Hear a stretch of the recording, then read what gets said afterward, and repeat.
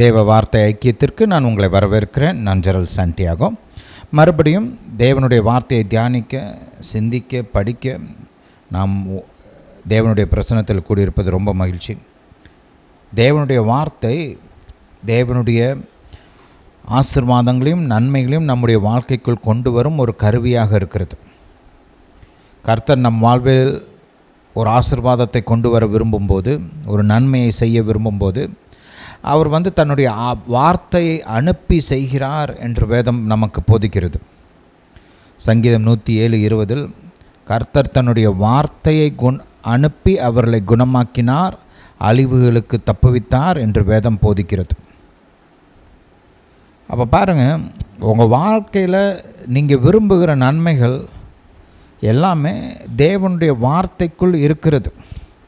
இதனால தான் நம்ம டெய்லி பைபிள் வாசிக்கணும், தினமும் அபிஷேகம் நிறைந்த போதனைகளை கேட்க வேண்டும் என்று சொல்லுகிறோம்.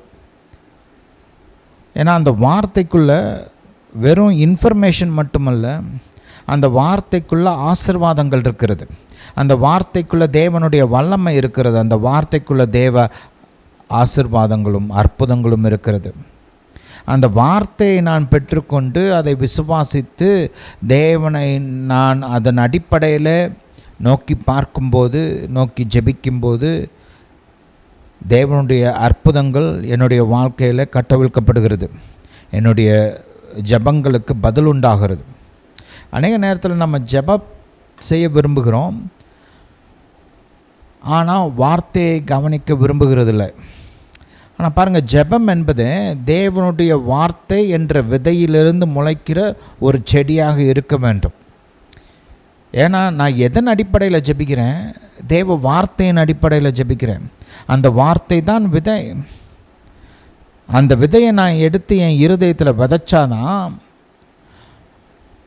அந்த ஆசீர்வாதத்தை பெற்றுக்கொள்ளக்கூடிய, அந்த வார்த்தையில் அடங்கி இருக்கிற அந்த ஆசீர்வாதத்தை பெற்றுக்கொள்ளக்கூடிய ஜெபத்தை நான் சரியான விதத்தில் ஏறெடுக்க முடியும்.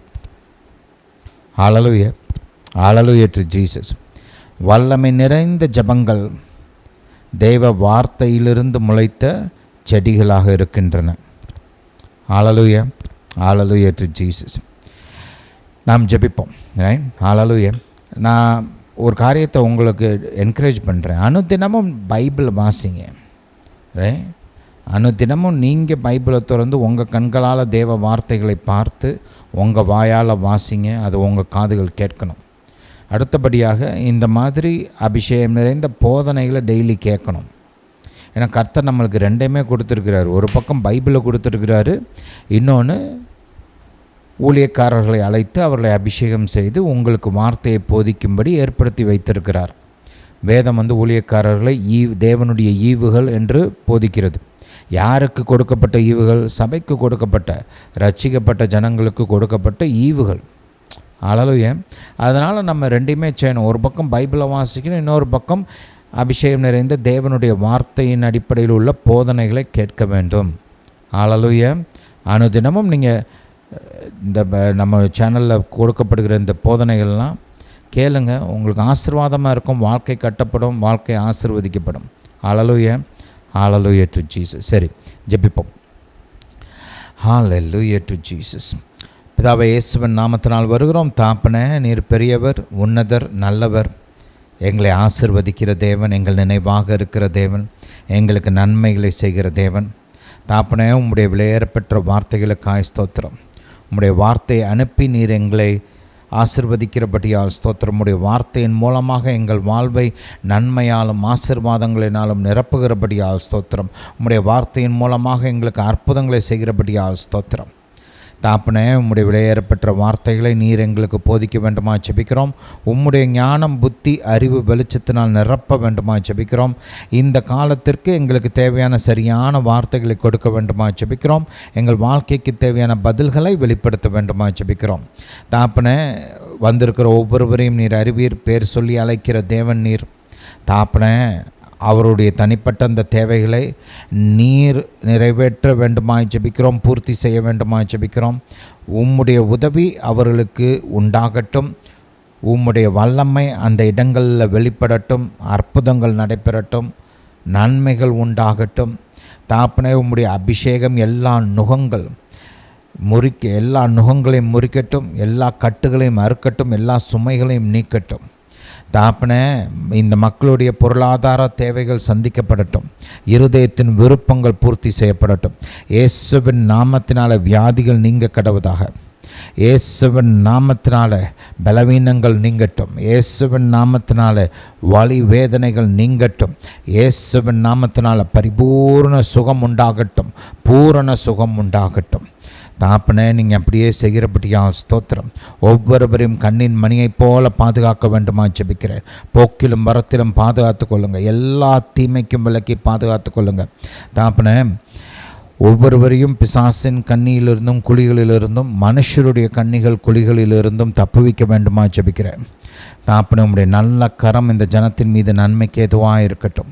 நீர் இவர்களுக்காக வைத்திருக்கிற திட்டங்களை நிறைவேற்ற சரியான ஆட்களை இவர்களுடைய வாழ்க்கையில் கொண்டு வர வேண்டுமா ஜெபிக்கிறோம்.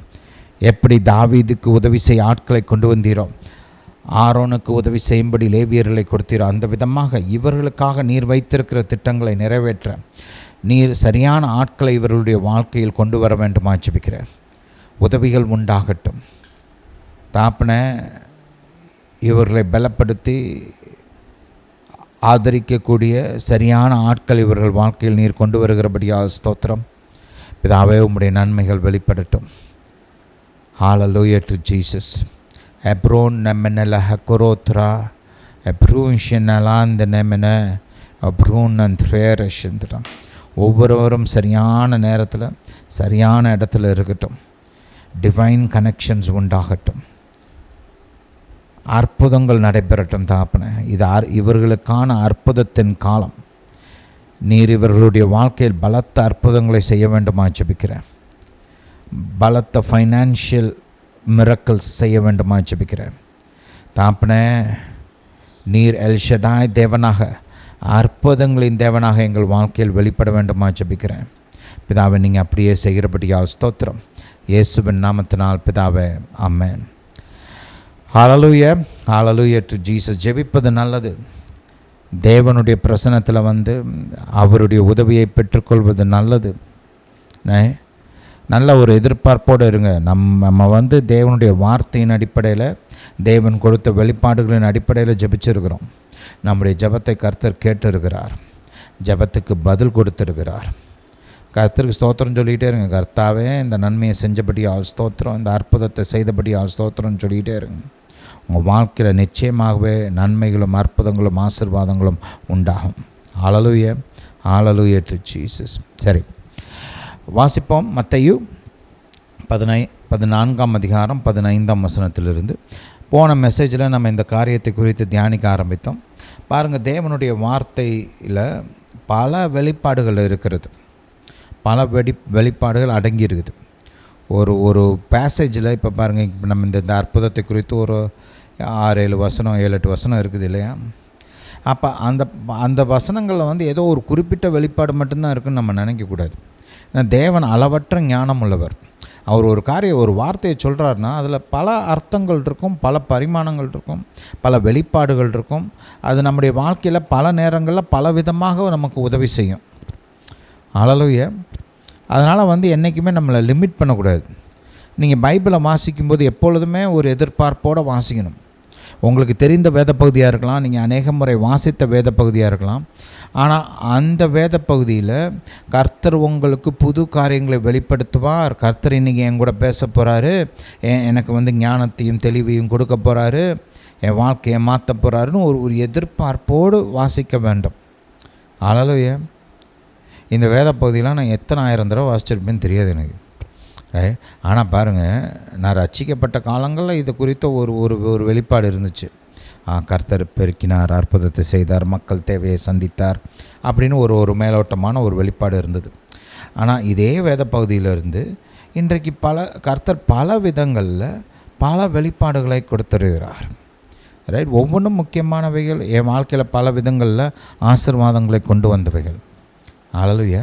அதனால் நம்ம நேரம் எடுத்து இன்றைக்கி கர்த்தர் கொடுத்துருக்கிற பல காரியங்களை இன்றைக்கி தியானிக்க போகிறோம். நல்லா கவனமாக விசுவாசத்தோடு எதிர்பார்ப்போடு கேளுங்கள்.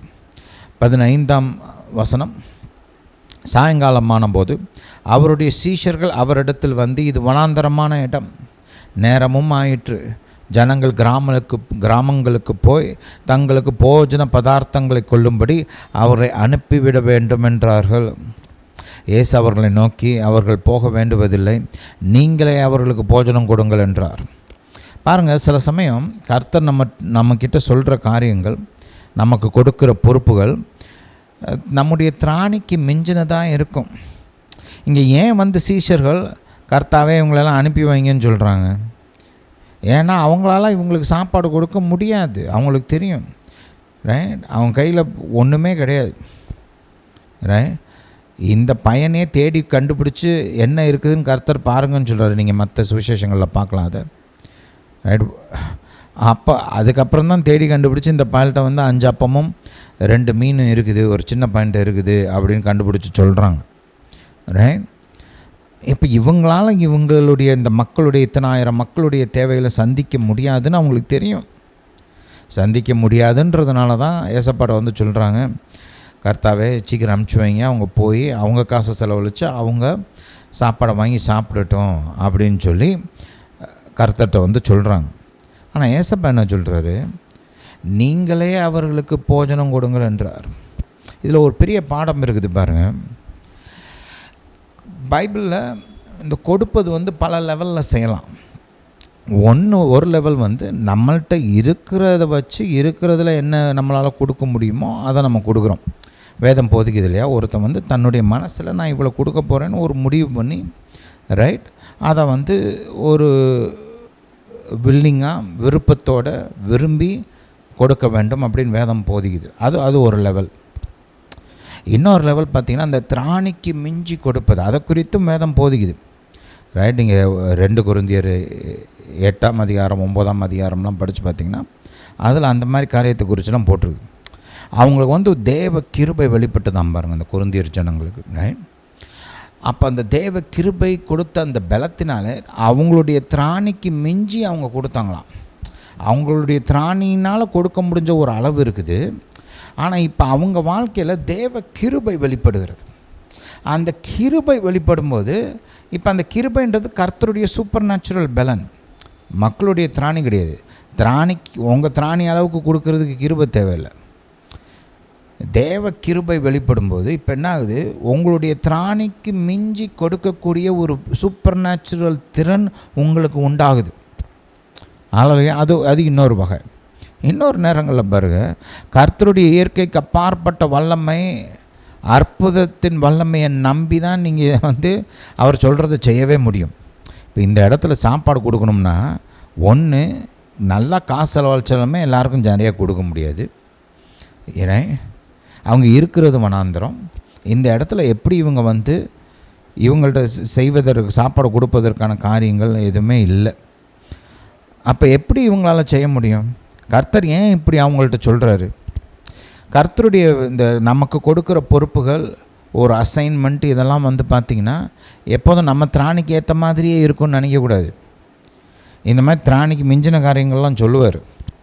அப்போ அவர் சொல்லும்போது அவர் என்ன எதிர்பார்க்கிறார்னா, நீங்கள் அவரை நோக்கி பார்த்து அவருடைய வல்லமையின் உதவியோடு நீங்கள் அந்த பொறுப்பை, அவர் கொடுத்த அந்த அசைன்மெண்ட்டை நிறைவேற்ற வேண்டும் என்று விரும்புகிறார். ஏசப்பா ஒன்றும் இவங்க சுய பலத்தில் அவர் கொடுத்த இந்த கட்டளையை நிறைவேற்றணும் அப்படின்னு அவர் நினைக்கல. அவர் என்ன சொல்கிறார், நீ என்ன நோக்கி பாரு, உன்கிட்ட ஒன்றும் இல்லை தான், ஆனால் நீ என்ன நோக்கி பாரு, என்கிட்ட கொண்டு வா, நான் உனக்கு உதவி செய்கிறேன், என் வல்லமையை நான் வெளிப்படுத்துகிறேன், என் வல்லமையின் உதவியோடு உன்னால் அந்த தேவையை நிறைவேற்ற முடியும், உன்னால் அந்த கொடுக்கப்பட்ட அந்த பொறுப்பை, அந்த அசைன்மெண்ட்டை உன்னால் நிறைவேற்ற முடியும். ஹல்லேலூயா. இப்போ நம்ம நீதிபதிகள், நியாயாதிபதிகள் 7ஆம் அதிகாரம், நியாயாதிபதிகள் போங்க 7ஆம் அதிகாரம். இங்கே வந்து பார்த்திங்கன்னா கர்த்தர் வந்து நமக்கெல்லாம் தெரியும், கிடியோனை வந்து யுத்தத்துக்கு அனுப்புகிறார். மீடியனைட்ஸ் இல்லையா, அவங்க கூட சண்டைக்கு அனுப்புகிறார். ரைட், ஏன்னா அவங்க வந்து இஸ்ரவேல் அடிமைத்தனத்தில் வச்சுருக்கிறாங்க. அவங்கள விடுவிக்கும்படி கர்த்தர் கிதியோனை தெரிந்து கொண்டு அவரை பயன்படுத்தி இந்த மக்களுக்கு விடுதலை கொண்டு வர வேண்டும் என்று விரும்புகிறார். இப்போ இங்கே பார்த்திங்கன்னா மீதியனர்களுடைய அந்த சேனை வந்து பார்த்திங்கன்னா மாபெரும் சேனை, வெட்டுக்கிளிகளை போல் அப்படியே பூமியில் கடலின் மணலை போல் பரம்பி கிடக்கிறாங்க. பெரிய சேனை. அவங்கள ஜெயிக்கிறதுக்கு இவங்கள்ட்ட ஆள் பலம் இல்லை. கிதியோன் முதல்ல கூப்பிடும்போது ஒரு 32,000 பேர் வராங்க. ஆனால் கர்த்தர் வந்து பார்த்திங்கன்னா ஒரு 22,000 பேர் அனுப்புகிறாரு. அப்புறம் 10,000 பேர் இருக்கிறாங்க. இவங்களும் ஜாஸ்தி. இவங்கெல்லாம் இருந்தால் நீ வந்து ஓம் பலத்தில் வந்து நான் இந்த விடுதலையை உண்டாக்குனேன்னு நீ சொன்னாலும் சொல்லிடுவேன். அதனால் நீ வந்து ஆட்களை கொஞ்சம் அனுப்பு அப்படின்னு சொல்கிறாரு. அதாவது 2வது வசனத்தை வாசிப்போம். அப்பொழுது கர்த்தர் கிதியோனை நோக்கி, நான் மீதியானியரை உன்னோடு இருக்கிற ஜனத்தின் கையில் ஒப்பு கொடுக்கிறதற்கு அவர்கள் மிகுதியாக இருக்கிறார்கள். என் கை என்னை இரட்சித்தது என்று இஸ்ரவேல் எனக்கு விரோதமாக வீம்பு பேசுகிறதற்கு இடமாகும்.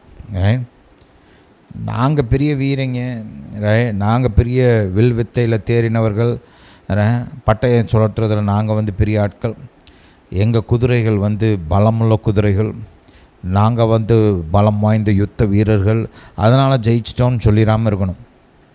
கர்த்தருடைய வல்லமையினால் இந்த அற்புதம் நடந்தது என்று சொல்ல வேண்டும். கர்த்தருக்கு மகிமை உண்டாக வேண்டும். இதை கர்த்தர் விரும்புகிறார். எனக்கு வந்து கர்த்தர் இந்த காலகட்டத்தை குறித்து சொல்லும்போது 2 வசனங்களுக்கு கொடுத்தார். நான் உங்களுக்கு ஏற்கனவே சொன்னேன். ஒன்று வந்து பார்த்திங்கன்னா மார்க் 9:23 விசுவாசிக்கிறவனுக்கு எல்லாம் கூடும் இல்லையா, அந்த வார்த்தை. இன்னொன்று வந்து பார்த்திங்கன்னா சங்கீதம் 118:23 அது என்ன சொல்லுகிறது? இது கர்த்தரால் ஆனது, இது எங்கள் கண்களுக்கு ஆச்சரியமாக இருக்கிறது. இப்போ கர்த்தர் இந்த காலத்தில் எப்படிப்பட்ட அற்புதங்களை செய்ய விரும்புகிறார்? இது என்னால் ஆனது, இது கர்த்தரால் ஆனது என்று வெளிப்படையாக எல்லாரும் அறிந்து கொள்ளும் விதத்தில் செய்ய போகிறார்.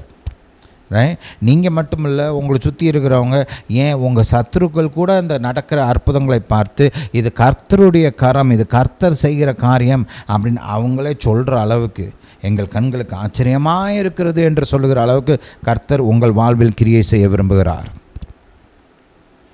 இஸ்ரவேல் ஜனத்துக்கு விரோதமாக எகிப்தியர் வந்தபோது கர்த்தர் அவர்களுக்காக யுத்தம் செய்தார். அதை பார்த்துட்டு எகிப்தியர் சொல்கிறாங்க, நம்ம ஓடிடலாம், ஏன்னா கர்த்தர் இஸ்ரவேலுக்காக நமக்கு விரோதமாக யுத்தம் செய்கிறார். போத்திஃபர் வந்து பார்த்திங்கன்னா யோசேப்பை பார்க்குறாரு. அவர் செய்கிறதெல்லாம் அற்புதமான விதத்தில் வெற்றி பெறுகிறது. அதனால் அவருக்கு ஒரு வெளிச்சம் உண்டாகுது. அவர் என்ன சொல்கிறாரு? கர்த்தர் யோசேப்போடு கூட இருக்கிறார். அவருக்கே விளங்குது பாருங்கள், போத்திஃபருக்கே விளங்குது, வெளிப்பாடு உண்டாகுது. இது வந்து யோசேப்பு செய்கிறதில்ல, யோசேப்போடு கூட கர்த்தர் இருக்கிறார். அவர் யோசேப்பை இந்த விதமாக செழிக்க செய்கிறார், வெற்றி பெற செய்கிறார்னு அவருக்கு ஒரு வெளிப்பாடு உண்டாகுது. அப்படி கர்த்தர் நம் வாழ்வில் கிரியை செய்ய விரும்புகிறார். இது கர்த்தரால் ஆனது, இது எங்கள் கண்களுக்கு ஆச்சரியமாக இருக்கிறது என்று. ஹல்லேலூயா, ஹல்லேலூயா டு ஜீசஸ். அப்போ பாருங்கள், கர்த்தர் கிதியோனை பயன்படுத்தி வெறும் 300 பேரை பயன்படுத்தி ஒரு மகிமையான வெற்றியை கொடுத்தார். அந்த மகா பெரிய மீதியானியரின் சேனையை கர்த்தர் முறியடித்தார். எல்லாருக்குமே தெரிஞ்சிச்சு ஒன்று, இது கர்த்தரால் ஆனது. இவ்வளோ பெரிய சேனையை வெறும் கிதியோனும் அவன் கூட போன ஆட்களும் முறியடிக்க முடியாது, சாத்தியக்கூறே இல்லை. பாருங்கள், ஆபிரகாம் வந்து ஒரு 318 பேரை கூட்டிகிட்டு போய் கெதர்லாமர், அவனோடு கூட இருந்த ராஜாக்கள், இவங்களெல்லாம் முறியடிச்சுட்டு லோத்து அவனுடைய குடும்பம் மற்றும் அந்த தேசங்கள்லேருந்து பிடித்து செல்லப்பட்ட மற்ற மக்கள், அவங்களுடைய குடும்பங்கள், அவங்களுடைய பொருட்கள் எல்லாத்தையும் கொண்டு வரார் திரும்ப. அப்போ சோதோம் ராஜா வந்து இயற்கையான விதத்தில், நீ சண்டை போட்டு ஜெயிச்சுட்ட, சரி இந்தாப்பா நீ வந்து காசை எடுத்துக்க, எனக்கு மக்களை மட்டும் கொடு, நான் அவங்கள வச்சு ஆட்சி செஞ்சுக்கிறேன் அப்படின்னு. ஆனால் மெல்கி செதக்குன்னு ஒருத்தர் வர்றார். அவர் பார்த்திங்கன்னா தேவனுடைய மனுஷன், கர்த்தருடைய ஆசாரியன். அதனால் அவருக்கு வந்து ஒரு வெளிப்பாடு, இது வந்து ஆபிரகாம் செஞ்சதில்லை, ஆபிரகாமுடைய சுயபலத்தினால் உண்டான வெற்றி கிடையாது அப்படின்னு சொல்லிட்டு ஒரு அவரை ஆசீர்வதிக்கும்படி அப்பத்தையும் திராட்சரசத்தையும் எடுத்துகிட்டு வேகமாக வர்றார். கர்த்தரால் ஆசீர்வதிக்கப்பட்ட ஆபிரகாமே அப்படின்னு சொல்லிட்டு வர்றார். என்ன அர்த்தம்? கர்த்தர் உன்னை ஆசீர்வதிச்சு உன் சத்துருக்களை உன் கையில் ஒப்பு கொடுத்துருக்கிறார், அதனால தான் நீ இவ்வளோ ஜெயிச்சிருக்கிற அப்படின்னு அதை பகிரங்கமாக அறிவிக்கிறார். ஆபிரகாம் அதை அங்கீகரித்து அவருக்கு தசம பாகங்களை கொடுக்கிறார். ஹல்லேலூயா. கர்த்தர் உங்கள் வாழ்வையில் மகிமையான, சொல்லுங்கள், மகிமையான அற்புதங்களை செய்ய விரும்புகிறார். மகா பெரிய அற்புதங்களை செய்ய விரும்புகிறார். எதிர்பாருங்க. தினமும் இது வந்து உங்கள் வாயில் இருக்கணும், உங்கள் மனசில் இருக்கணும், உங்கள் ஜெபத்தில் இருக்கணும், உங்கள் அறிக்கைகளில் இருக்கணும், உங்கள் குடும்பத்தில் பேசுகிற பேச்சுகளில் இருக்கணும். கர்த்தர், இது நம்முடைய அற்புதத்தின் காலம், என்னுடைய அற்புதத்தின் காலம். கர்த்தர் எனக்கு பலத்த அற்புதங்களை செய்கிறார். கர்த்தர் என் வாழ்வில் பலத்த ஃபைனான்ஷியல் மிரக்கிள்ஸ் செய்கிறார். கர்த்தர் எல்லா வகையிலையும் எல்லா விதமான அற்புதங்களையும் செய்ய போகிறாரு. உங்கள் வாழ்வின் எந்த பகுதியினாலும் அற்புதம் செய்வார். ஆனால் அதோடு சேர்த்து ஃபைனான்ஷியல் மிரக்கிள்ஸ், பணத்தின் காரியங்களையும் உங்களுக்கு அற்புதம் செய்ய போகிறார். ஹல்லேலூயா, ஹல்லேலூயா டு ஜீசஸ். சரி, இன்றைக்கி ஒரு குறிப்பான காரியத்தை நாம் தியானிக்க போகிறோம். வாசிப்போம். மத்தேயு 14ஆம் அதிகாரம் 15ஆம் வசனத்துக்குள்ளே போவோம். இங்கே பாருங்கள், இங்கே கர்த்தர் ஒரு மகாபெரிய காரியத்தை செய்கிறார். என்னென்னா பாருங்கள், சில சமயம் நம்ம வந்து ஒரு சில பிரமாணங்கள், ஒரு சில முறைகள், இதன் மூலமாக தான் நம்முடைய தேவைகள் சந்திக்கப்படும். இந்த வழியில் தான் கர்த்தர் நம்மை ஆசீர்வதிப்பார்னு நம்ம நினைக்கிறோம். ரைட்? இப்போ உதாரணமாக கிறிஸ்துவ மத்தியில் ஏதாவது இப்போ என் வாழ்க்கையில் பணம் எப்படி பெருகும், நான் எப்படி முன்னேறது பணத்தின் காரியங்கள் அப்படின்னு யோசித்தாங்கன்னா அவங்க என்ன நினைப்பாங்க? ஒன்று, வேலையில் ஒரு ப்ரொமோஷன் வந்து சம்பளம் கூடும், ரைட்? இல்லை வந்து சம்பளத்தில் இன்க்ரிமெண்ட் வரும், இல்லை ஏதாவது போனஸ் கொடுப்பாங்க, ரைட்? இல்லை ஏதாவது இதை காட்டிலும் பெட்டர் சேலரியோட வேலை கிடைக்கும், ரைட்? பெட்டர் பெனிஃபிட்ஸ் கிடைக்கும் அப்படின்னு சொல்லி அந்த விதமாக நினைக்கிறாங்க. இல்லை இப்போ பார்க்குற வேலையோடு சேர்த்து இன்னொன்று ஏதாவது சைடில் பண்ணலாம், ஒரு செகண்ட் சோர்ஸ் ஆஃப் இன்கம் வச்சுக்கலாம், இன்னொரு வழிமுறையில் ஏதாவது செய்யலாம், ரைட்? ஏதாவது சைடில் இன்னொரு பிஸ்னஸ் கூட பண்ணலாம். இப்படி இந்த விதமாக தான் யோசிக்கிறாங்க. என் வாழ்க்கையில் பணம் வரணும்னா நான் இந்த விதத்தில் தான் எனக்கு வரும் அப்படின்னு வச்சுருக்கிறாங்க. இது எல்லாமே நல்ல காரியங்கள் தான். பாருங்கள், கர்த்தர் வந்து விதைப்பு அறுப்புன்னு ஒரு பிரமாணத்தை உண்டு பண்ணி வச்சுருக்கிறார் நம்முடைய பிரயோஜனத்துக்காகத்தான். அப்போ வந்து அதன் அடிப்படையில் எனக்கு ஒரு பெருக்கம் உண்டாகும், லாபங்கள் உண்டாகும், நன்மைகள் உண்டாகும். அது வந்து கர்த்தர் வந்து மனுக்குலம் மொத்தத்துக்கும் ஒரு பிரமாணத்தை உருவாக்கி வச்சுருக்கிறார், ரைட்? இப்போ பாருங்கள், விதைப்பு அறுப்புன்றது வந்து கிறிஸ்தவர்களுக்கு மட்டுமல்ல, பூமியில் இருக்கிற ஒவ்வொரு மனுஷனுக்கும் அது கிரியை செய்யும். விதைச்சா அறுக்கலாம். ஹல்லேலூயா, ஹல்லேலூயா டு ஜீசஸ். அப்போ அதே மாதிரி பாருங்கள், இப்போ வந்து பெருக்கத்துக்குன்னு ஒரு சில பிரமாணங்கள் இருக்குது, முன்னேற்றத்துக்குன்னு ஒரு சில பிரமாணங்கள் இருக்குது. அது வந்து பார்த்திங்கன்னா, பொதுவாக பார்த்திங்கன்னா அது ஒரு அவிசுவாசி வாழ்க்கையில் கூட கிரியை செய்யும். அந்த பிரமாணத்தை கற்றுக்கிட்டு அவங்க அதன்படி செய்ய ஆரம்பித்தாங்கன்னு வச்சுக்கோங்களேன். இன்றைக்கி அநேக சக்ஸஸ்ஃபுல்லான பீப்புள், அநேக பணக்காரர்லாம் பாருங்கள், அவங்க ரசிக்கப்பட்டிருக்க மாட்டாங்க. ஆனால் கர்த்தருடைய பிரமாணத்தை ஏதோ ஒரு வகையில் கற்றுக்கொண்டு இருப்பாங்க, அதை அவங்க வாழ்க்கையில் கடைப்பிடிப்பாங்க. அதனால் அவங்க வாழ்க்கையில் நன்மைகளும் பெருக்கங்களும் முன்னேற்றங்களும் உண்டாகுது. இது வந்து ஒரு வகை, ரைட்? இப்போ பாருங்கள், ஒரு மீன் பெருகணும், இல்லை ஒரு மிருகம், ஒரு பறவை ஏதாவது பெருகணும் அப்படின்னா அதுக்கு என்னென்ன பிரமாணங்கள் இருக்குது, என்னென்ன காரியங்கள்லாம் பொதுவாக நடக்கணும், ரைட்? வாசிப்போம், இந்த வசனத்தை கொஞ்சம் வாசிப்போம். 19ஆம் வசனத்தை பாருங்கள். அப்போது இல்லை 17ஆம் வசனத்தை பாருங்கள். அதற்கு அவர்கள், இங்கே எங்களிடத்தில் 5 அப்பம் 2 மீன் இருக்குது, வேறொன்றும் இல்லை. அப்போ தான் சொல்கிறார், அவைகளை என்னிடத்தில் கொண்டு வாருங்கள் என்றார்.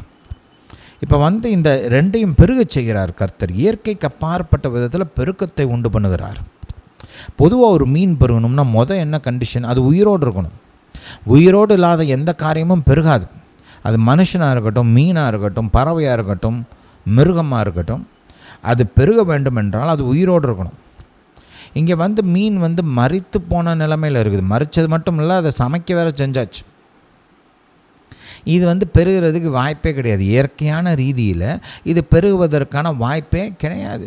பெருகணும்னு எதிர்பார்க்கிறது வந்து இப்போ கர்த்தருடைய இந்த இயற்கைக்கு அப்பாற்பட்ட வல்லமை உள்ளே வரலைன்னா, பொதுவாக ஒரு செத்த ஒரு காரியம் வந்து பெருகும் அப்படின்னு நினைக்கிறது வந்து ஒரு முட்டாள்தனமாக கூட இருக்குது இல்லையா? நடக்காத காரியம். அப்போ பாருங்கள், இந்த ஒரு இயற்கையான விதத்தில் மேற்கொள்ளவே முடியாத ஒரு பிரச்சனை. இங்கே ஒரு காரியம் செத்து போயிருக்குது, மரித்து போயிருக்கிறது, அதை பெருக வைப்பது என்பது நடக்காத காரியம். அப்போ இந்த பிரமாணத்தை கர்த்தர் வந்து ஓரங்கட்டுறார் இந்த அற்புதத்தை செய்வதற்கு. அடுத்து பாருங்கள், விதைப்பு அறுப்பு இல்லையா? இப்போ பாருங்கள், ஒரு மனுஷன் பெருகணும்னா ஆணுடைய வித்து வேணும், ஒரு பெண்ணுடைய கர்ப்பப்பை வேணும். இப்படி இருந்தால் தான் பிள்ளை பிறக்கும். இது இல்லைன்னா பிள்ளை பிறக்காது. ஹல்லேலூயா. இது வந்து ரொம்ப முக்கியம். அப்போ ஆணுடைய வித்து, பெண்ணுடைய கர்ப்பப்பை, இது வந்து மிருகங்கள் இதுலேயும் இதே வகை தான், இதே பிரமாணம் தான். ரைட்? அது மீனாக இருக்கட்டும், பறவையாக இருக்கட்டும், மிருகமாக இருக்கட்டும், சேம். ரெண்டாவது, நேரம் எடுக்கும். ரைட்? உடனேலாம் புள்ள பிறக்காது, உடனேலாம் பெருக்கம் உண்டாகாது. அதுக்கு வந்து ஒரு காலம் இருக்கும். அந்த காலம் வந்து ஒவ்வொரு வகைக்கும் வித்தியாசமாக இருக்கும். இப்போ மனுஷன்னா ஒரு 9 மாதம். ரைட்? மிருகங்களுக்கு வந்து வேறு கால அளவுகள் இருக்குது. ரைட்? ஆனால் எல்லாருக்குமே ஒரு காலம்னு ஒன்று இருக்குது. அதே மாதிரி எத்தனை பிள்ளைகள் பிறக்கும் அப்படின்றதுக்கும் அளவுகள்லாம் வித்தியாசப்படும். அப்போது இதுவும் ஒரு பிரமாணம். ரைட்? விதைச்சாச்சுன்னா விதைப்பு அறுப்புன்னு பிரமாணம் இருக்குது. அந்த விதைச்சதுலேருந்து அந்த அறுவடைக்கான அந்த காலம்னு ஒன்று இருக்குது. இது எல்லாத்தையுமே கர்த்தர் வந்து இங்கே எடுத்து ஓரமாக வச்சிடுறார். இந்த அற்புதம் நடைபெறுவதற்கு இந்த பிரமாணத்தையும் கர்த்தர் மீறுறார் இல்லையா? அடுத்து பாருங்கள், அதை ஒத்த பிள்ளை பிறகும், ஒத்த பிள்ளை இல்லை 2 பிள்ளை, இப்போ 3 பிள்ளை 4 பிள்ளைன்னு கூட வச்சுக்கோங்க இல்லையா? ரொம்ப ரேர் கேஸஸில் 3 பிள்ளை, ட்ரிப்ளட்ஸ், குவார்ட்டர்ஸ் அந்த மாதிரிலாம் பிள்ளைய பிறக்குது. அப்போது அப்படி பார்த்தா கூட வெறும் 4 மீன், இப்போ ஒரு மீன் 4 மீன் ஆச்சுன்னா அதை வச்சு என்ன பண்ணுறது? 4 பேர் சாப்பிட்றதா? ஒரு சிலர்லாம் ஒரு ஆளே 4 மீன் சாப்பிடுவாங்கள்ல. அப்போது அதுவும் பத்தாது. இப்போ அந்த 4 பேர் வந்து இன்னும் ஒரு 4 பேர் அப்படின்னு சும்மா வச்சுக்கோங்க பேச்சுக்குன்னு. அந்த 4 பேர் 16 பேர் ஆகிறதுக்கு வருஷங்கள் ஆகும். ஏன்னா அந்த 4 பிள்ளைய வளரணும். ரைட்? பிள்ளை பெற்றக்கூடிய அந்த ஒரு இடத்துக்கு வரணும். அவங்க ஒரு ஜோடியை கண்டுபிடிக்கணும். அப்போ அவங்க கல்யாணம் பண்ணணும். அப்புறம் திருமணம் நடந்து பிள்ளைகள் பிறக்கணும்.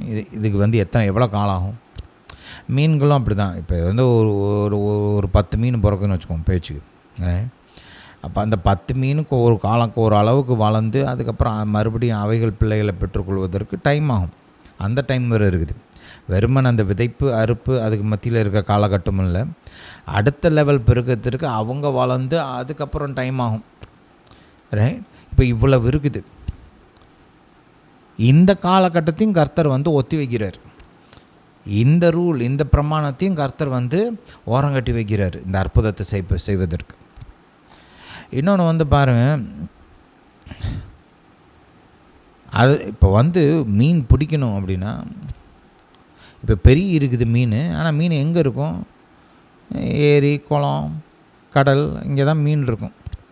அவையில் போய் பிடிக்கணும்னா அதுக்கு மெனக்கடணும். ரைட்? ஒரு கப்பலோ இல்லை ஒரு படகோ என்கிட்ட இருக்கணும். நல்ல திறமையான மீனவர்கள் இருக்கணும். அந்த மீன் பிடிக்கிறதுக்கு தேவையான பொருட்கள் இருக்கணும். எக்யூப்மெண்ட்ஸ்லாம் இருக்கணும். நல்ல வலைகள் இருக்கணும், கயிறு இருக்கணும். ரைட்? இன்னும் பல காரியங்கள் அந்த மீன் தொழிலில் பயன்படுத்துகிற பல காரியங்கள் இருக்கும். அதெல்லாம் எடுத்துகிட்டு போகணும். ரைட்? ராத்திரி பூரா உழைக்கணும். உழைச்சி வளர்ந்த அந்த மீன்களை பிடிச்சி கொண்டு வரணும். கொண்டு வந்ததுக்கப்புறம் அதை சமைக்கணும். சமைக்கிறதுக்கும் மறுபடியும் தேவைப்படும், பொருட்கள்லாம் தேவைப்படும். சும்மா சுட வச்சு சாப்பிட்ணும்னா அப்புறம் கட்டை வேணும், தீ வேணும். ரைட்? இல்லை அதை கொஞ்சம் நல்லா விதவிதமாக சமைச்சு டேஸ்ட்டாக சாப்பிட்ணும்னா அதுக்கு இன்னொரு பொருட்கள்லாம் தேவைப்படும். இப்போ இந்த எல்லாத்தையுமே கர்த்தர் வந்து ஓரங்கட்டி வைக்கிறார். அந்த மீன் பிடிப்புக்கு தேவையான அந்த பொருட்கள், அந்த எக்யூப்மெண்ட்ஸ், அந்த ஆட்கள், அந்த உழைப்பு, அந்த நேரம், அதுக்கு தேவையான அந்த பொருளாதாரம், அதை எல்லாத்தையும் கர்த்தர் ஒதுக்கி வைக்கிறார் இங்கே. இப்போ வந்து அவங்க வந்து வேறு என்ன ரா ஃபிஷ்ஷியாக சாப்பிட்றாங்க, பச்சை மீனை தின்றாங்க? இல்லை, சமைக்கப்பட்ட மீன் அது. அந்த சமைப்பதற்கு தேவையான எல்லாவற்றையும் கர்த்தர் ஒதுக்கி வைக்கிறார். அந்த நேரம், அந்த பொருட்கள், அந்த அளவு எல்லாத்தையும் கர்த்தர் ஒதுக்கி வைக்கிறார். இப்போ அந்த அப்பத்தை எடுத்துக்கோங்க. அப்பம் வேணும்னா என்ன வேணும்? கோதுமை வேணும். அப்போ அதை விதைக்கணும், அது வளர்கிறதுக்கு காலம் வரும். அப்புறம் அதை அறுவடை செய்யணும். இதுக்கெல்லாம் பணம் வேணும், ஆட்கள் வேணும், நேரம் வேணும். அப்புறம் விற்றதை சேகரிக்கணும். ஒருவேளை உங்களால் நீங்கள் வந்து விவசாயி அல்ல, சும்மா வாங்கி ஏன்னா வேறு தொழில் பார்க்குறீங்க, காசு கொடுத்து தான் வாங்கணும் அப்படின்னா, அப்போ நீங்கள் அதுக்கு பணம் செலவழிக்கணும், அதை வாங்கி கொண்டு வரணும், அப்புறம் வீட்டில் உட்காந்து அதை சமைக்கணும், இவ்வளோ வேலை இருக்குது. இதை எல்லாவற்றையும் கர்த்தர் வந்து ஒதுக்கி வைக்கிறார். இந்த ஒத்த அற்புதத்தை செய்கிறதுக்கு கர்த்தர் எக்கச்சக்கமான இயற்கையின் பிரமாணங்களை ஓரங்கட்டுறாரு, ஒதுக்கி வச்சு இயற்கைக்கு அப்பாற்பட்ட விதத்தில் கர்த்தர் வந்து இந்த மகிமையான அற்புதத்தை செய்கிறார். தன்னுடைய இயற்கைக்கு அப்பாற்பட்ட சர்வ வல்லமையை பயன்படுத்தி எல்லா இயற்கையின் பிரமாணங்களையும் ஓரங்கட்டி வச்சுட்டு இந்த பெருக்கத்தை கர்த்தர் உண்டு பண்ணினார். இது வந்து பார்த்திங்கன்னா similar to what God did for Israel, right? இது வந்து இஸ்ரவேல் ஜனங்களுக்கு வனாந்தரத்தில் கர்த்தர் செய்த அந்த அற்புதத்திற்கு ஒப்பானதாக இருக்கிறது. இது வந்து சின்ன லெவல், அது வந்து பெரிய லெவல் இல்லையா? அங்கே பாருங்கள், கர்த்தர் ஒன்று செய்கிறாரு. என்ன பண்ணுறாரு? இந்த மக்கள் வந்து வனாந்தரத்தில் சுற்றிக்கிட்டு இருக்கிறாங்க. வனாந்தரத்தில் கொஞ்சம் பேருக்கு சாப்பாடு கிடைக்கிறது பெரிய விஷயம் இல்லையா? ஆனால் இத்தனை லட்சம் மக்களுக்கு வந்து சாப்பாடு வேணும் அப்படின்னா, அதுவும் டெய்லி வேணும். ஏதோ ஒரு நேரம் இல்லை, 2 நேரம் இல்லை, 40 வருஷம் இப்படி தான் சாப்பிட்றாங்க. இவங்களுக்கு சாப்பாடு கொடுக்கறதுக்கு கர்த்தர் என்ன செஞ்சார்? வானத்தின் கதவுகளை திறக்கிறார். இது வந்து மற்ற அற்புதங்களுக்கும் இதுக்கும் ஒரு பெரிய வித்தியாசம் இருக்குது பாருங்கள். இப்போ சில சமயம் மாம்சம் வேணும்னு இவங்க கேட்குறாங்க இல்லையா? அப்போ வந்து கர்த்தர் என்ன பண்ணுறாரு? ஒரு பெருங்காற்றை அனுப்பி பூமியில் ஆல்ரெடி இருக்கிற பறவைகளை சாப்பாடாக கொண்டு வர்றாரு இல்லையா? ரைட், கொண்டு வந்து இஸ்ரவேலருடைய அந்த பாளையத்திலேயே போட்டு விட்றாரு. அவைகள் ஒன்றும் கர்த்தரால் புதுசாக உருவாக்கப்பட்ட மிருகங்கள் இல்லை, பூமியில் ஆல்ரெடி இருந்த மிருகங்கள். பூமியில் ஆல்ரெடி இருந்த மிருகங்கள். அந்த இருந்த மிருகங்களை கர்த்தர் வந்து இங்கே கொண்டு வர்றாரு. ஒரு காற்றை அனுப்பி இங்கே இஸ்ரவேல் ஜனத்துடைய அந்த பாளையத்தில் வந்து பாளையத்துக்கு கொண்டு வர்றார். இயற்கைக்கு அப்பாற்பட்ட அற்புதம் தான், ஆனால் அது பூமியோட இந்த பூமியின் ஸ்தலம் இருக்கு இல்லையா? இந்த ரம், இந்த ஸ்பிரிச்சுவல் ரம் கிடையாது. இது வந்து இயற்கைக்கு அப்பாற்பட்ட ஆவிக்குரிய மண்டலத்திலிருந்து கொண்டு வரப்பட்ட காரியம் இல்லை. கர்த்தர் தன்னுடைய வல்லமையை பயன்படுத்தி பூமியில் இருந்த காரியங்களை பயன்படுத்தி இந்த அற்புதத்தை செய்கிறார், ரைட்? ஆனால் இந்த மன்னாவுடைய அந்த அற்புதத்தை கொஞ்சம் யோசிச்சு பாருங்கள். இந்த மன்னா வந்து இந்த பூமியில் இருக்கிற ஒரு பொருள் கிடையாது. இந்த மன்னா வந்து ஏதோ செடியில் முளைச்ச ஒரு கனியும் இல்லை ஒரு கோதுமை அரிசி மாதிரி ஒரு செடியில் முளைச்ச ஒரு காரியமும் கிடையாது. இது வந்து இந்த பூமிக்குரிய உணவே கிடையாது. அதனால தான் கர்த்தர் வானத்தின் கதவுகளை திறந்து பரலோகத்திலிருந்து ஆவிக்குரிய அந்த மண்டலத்திலிருந்து மகிமையின் மண்டலத்திலிருந்து இந்த உணவை இவர்களுக்கு அனுப்புகிறார். வேதம் இதை தூதர்களுடைய உணவு என்று, தூதர்களுடைய அப்பம் என்று போதிக்கிறது. ஹல்லேலூயா, ஹல்லேலூயா டு ஜீசஸ். அப்போ பாருங்கள், கர்த்தர் இந்த ஜனத்துக்கு சாப்பாடு கொடுக்கும்போது, 40 வருஷமாக சாப்பாடு கொடுக்கும்போது, அது இந்த பூமி மண்டலத்தில் இருக்கிற காரியங்களை பயன்படுத்தி கொண்டு வரல, இயற்கையான முறைகளை பயன்படுத்தி கொண்டு வரல. இயற்கைக்கு அப்பாற்பட்ட சர்வ வல்லமையுள்ள தேவன் வான மண்டலங்களில் இருக்கிற, ஆவிக்குரிய மண்டலங்கள் இருக்கிற, மகிமையின் மண்டலங்கள் இருக்கிற தூதர்களின் அப்பத்தை இவர்களுக்கு கொடுத்தார். ஹல்லேலூயா. இப்போ கவனிங்க, இயற்கையான தேவை இங்கே இருக்குது. பூமியில் உள்ள மனிதர்களுக்கு பசி, சாப்பாடு வேணும், அது இயற்கையான தேவை. இந்த இயற்கையான தேவையை சந்திப்பதற்கு சர்வ வல்லமையுள்ள தேவன் வானமண்டலங்களில் இருக்கிற, மகிமையின் மண்டலங்களில் இருக்கிற உணவை எடுத்து இவர்களுக்கு கொடுத்து இவர்களுடைய தேவையை சந்திக்கிறார். ஹல்லேலூயா. இது வந்து it டிரான்சன்ஸ் all the natural methods. எல்லா இயற்கையான வழிமுறைகளெல்லாம் கர்த்தர் ஒதுக்கி வச்சுட்டு, ரைட், விதைப்பு, அறுப்பு, அந்த உழைப்பு, ரைட், அதுக்கு தேவையான தண்ணீர், இப்படி எல்லா காரியங்களையும் மொத்தமாக ஒதுக்கி வச்சுட்டு பரலோகத்தில் இருந்து, அந்த மகிமையின் மண்டலத்தில் இருந்து அவர் வந்து தன்னுடைய அங்கே அவர் தூதர்களுக்கு கொடுக்குற அந்த உணவை எடுத்து இங்கே மனுஷர்களுக்கு கொடுத்தார். இந்த பாயிண்ட்டை கொஞ்சம் மைண்டில் வச்சுக்கோங்க. இப்போ இந்த பாயிண்ட்டை மைண்டில் வச்சுக்கிட்டு பிலிப்பியர் 4ஆம் அதிகாரத்துக்கு போங்க. பிலிப்பியர் 4ஆம் அதிகாரம். ஹல்லேலூயா, ஹல்லேலூயா டு ஜீசஸ். இயேசுவே நீர் பெரியவர். ஹல்லேலூயா. சரி, இங்கே 4ஆம் அதிகாரத்தில் நமக்கெல்லாம் பரிச்சயமான 19ஆம் வசனத்தை கொஞ்சம் வாசிப்போம். ஹல்லேலூயா. என் தேவன் தம்முடைய ஐஸ்வரியத்தின்படி உங்கள் குறைவுகளை எல்லாம் கிறிஸ்து இயேசுவுக்குள் மகிமையிலே நிறைவாக்குவார்.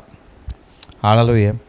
இங்கே தமிழில் இந்த வசனத்தை ஒரு சில கொஞ்சம் அவ்வளோ நல்லா டிரான்ஸ்லேட் பண்ணலை.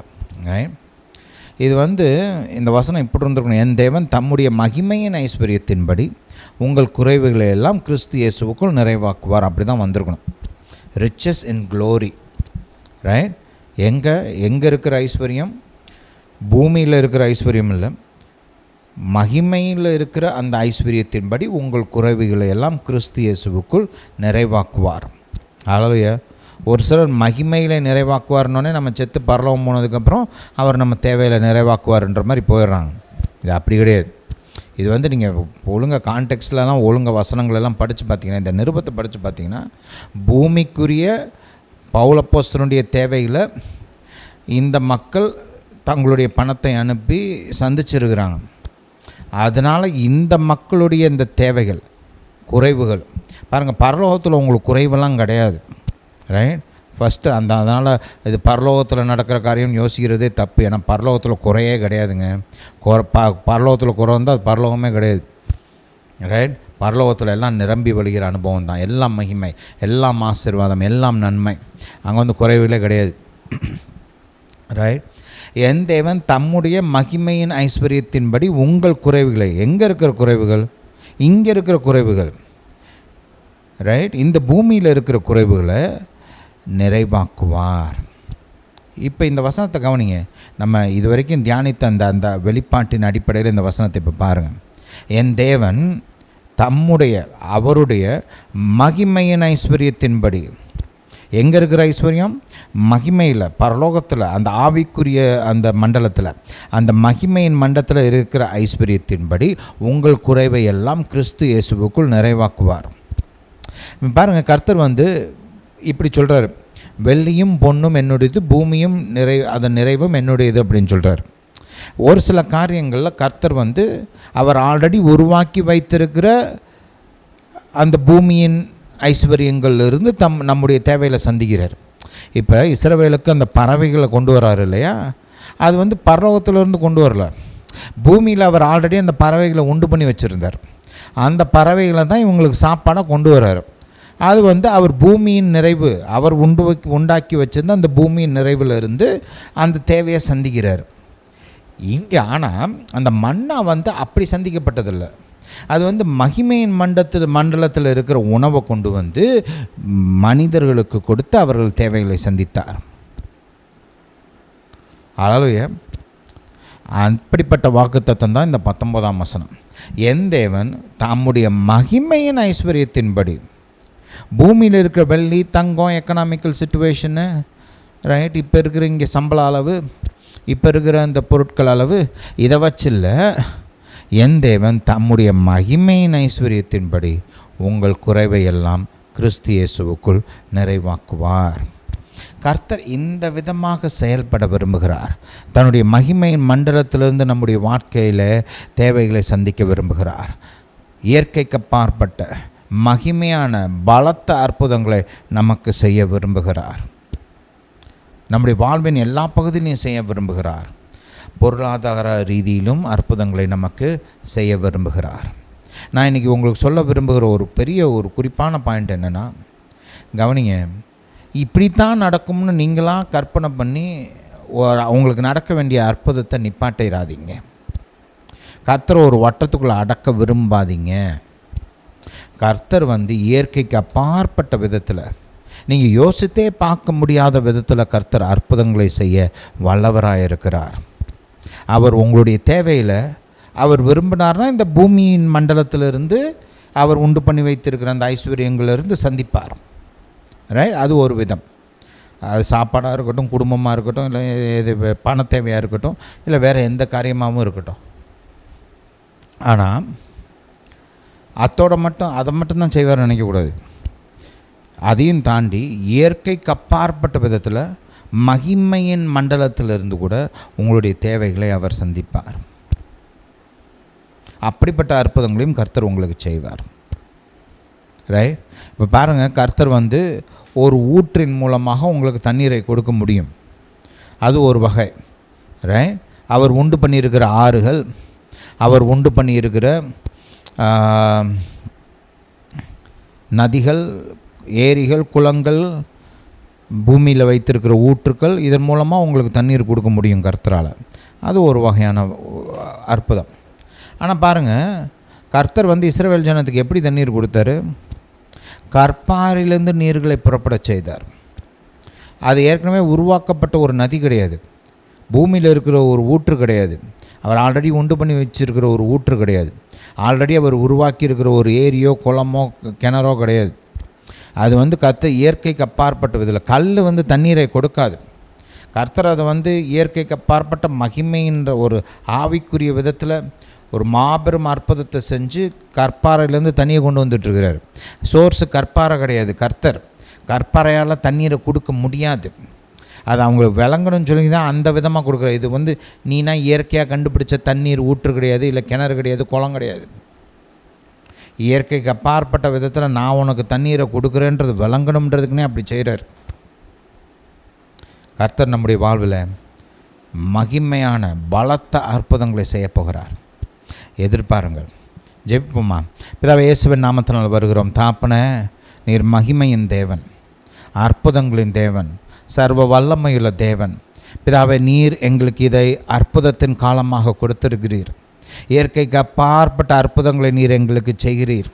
தாப்பனே, இந்த காலத்தில் நீங்கள் எங்களுக்கு பலத்த அற்புதங்களை செய்கிறபடியால் ஸ்தோத்திரம். எங்களுக்கு எங்கெல்லாம் அற்புதங்கள் தேவையோ அந்த இடத்துலலாம் நீங்கள் அற்புதங்கள் செய்ய வேண்டுமா ஜெபிக்கிறோம். பணத்தின் காரியங்களை நீங்கள் எங்களுக்கு அற்புதங்களை செய்ய வேண்டுமா ஜெபிக்கிறோம். தாப்பனே, உம்முடைய வல்லமை வெளிப்படட்டும், உம்முடைய மகிமை வெளிப்படட்டும். இது கர்த்தரால் ஆனது, இது எங்கள் கண்களுக்கு ஆச்சரியமாக இருக்குது அப்படின்னு சொல்லுகிற விதத்தில் மாபெரும் அற்புதங்களை நீர் எங்களுக்கு செய்ய வேண்டுமா ஜெபிக்கிறோம். நீர் செய்கிறபடியால் ஸ்தோத்திரம். இயேசுவின் நாமத்தினால் பிதாவே, ஆமென். ஹல்லேலூயா. கர்த்தர்ட்ட மகிமையான காரியங்களை எதிர்பாருங்க. சரி, நம்முடைய யூடியூப் சேனலுக்கு சப்ஸ்கிரைப் பண்ணுங்கள், நம்முடைய இந்த வீடியோஸ் லைக் பண்ணுங்கள், ஷேர் பண்ணுங்கள். உங்கள் குடும்பத்தார், உற்றார், உறவினர்கள், நண்பர்கள், உங்களுக்கு தெரிந்த விசுவாசிகள், ஊழியக்காரர் எல்லாருக்கும் அனுப்பிச்சி வைங்க. அவங்களும் கேட்டு ஆசீர்வதிக்கப்படட்டும், நன்மைகளை பெற்றுக்கொள்ளட்டும். கர்த்தர் உங்களை ஆசீர்வதிப்பார். ஹல்லேலூயா. இந்த போதனை கேட்டபடியால் நன்றி. கர்த்தர் உங்களை ஆசீர்வதிப்பாராக. நம்முடைய இயேசு ராஜா சீக்கிரம் வருகிறார்.